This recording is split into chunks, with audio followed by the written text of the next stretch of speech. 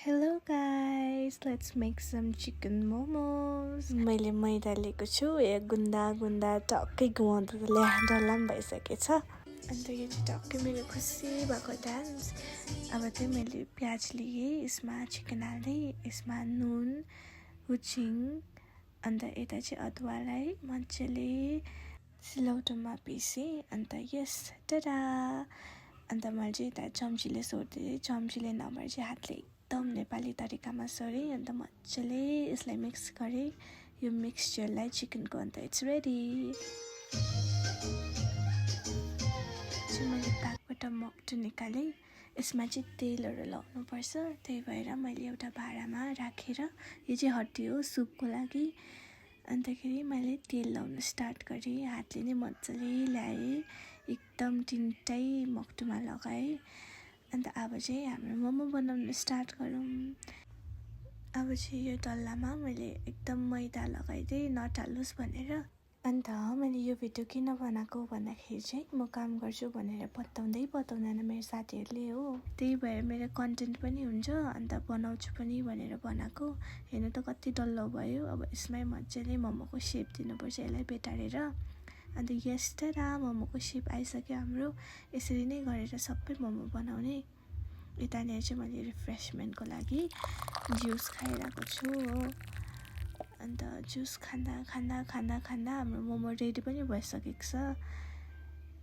You can see it. So यतानिर मेरो मोमो पनि रेडी भइसक्यो। अन्त यो चाहिँ उम्लेको पानीमा खालि स्टिम गर्नुपर्छ। चिसो पानीमा स्टिम गऱ्यो भने चाहिँ मोमो कचल्टिन्छ भन्नुहुन्छ आमाले हो। अब यो पाक्नुको लागि यतिकै छोडिदिन्छु हो। यतानिर अचार पिस्नुको लागि मिक्सी निकाल्दैछु। अन्त यो चाहिँ मेरो मिक्सीसँग वाला मोमेन्ट हो। अन्त मैले भाँडा राखिदिएँ। अन्त यतानिर चाहिँ मैले डल्लै नुन र टमाटर हाल्दैछु, उसिनेको टमाटर। खासमा यो टमाटर चाहिँ लाइक तातो हाल्नु हुँदैन, मिक्सी बिग्रिन्छ भन्छ नि त।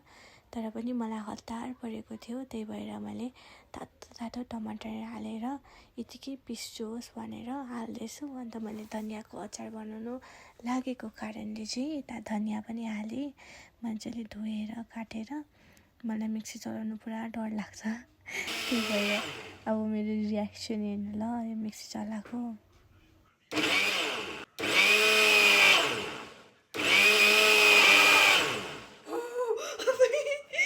डराएर हेरेको त अचार रेडी भइसकेको रहेछ। अन्त यो चाहिँ मेरो हातमै झऱ्यो।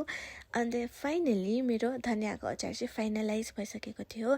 साइड बाई साइड मेरो मोमो पनि एकदम रेडी भइसकेको थियो। त्यहाँनिर तातो स्टिम भएर वाउ, हेर्दै खानु मन लाग्ने भइसकेको थियो यो मोमो चाहिँ। अन्त मैले हतार गरेर काँसाको थालमा अचार हालेर सर्भ गरेँ हो। साइडमा मैले सुप पनि राखिदिएँ, त्यहाँनिर अघिको हड्डीको चिकन सुप।